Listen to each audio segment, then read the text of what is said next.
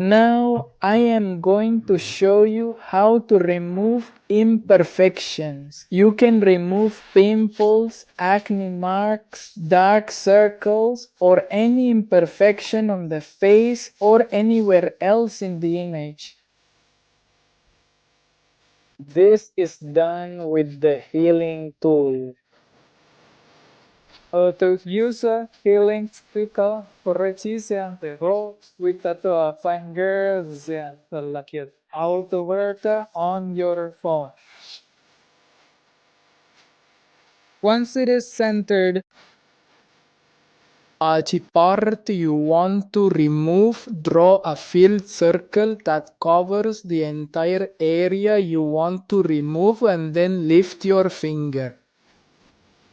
If it looks weird, click undo and try again, making it smaller or covering different areas.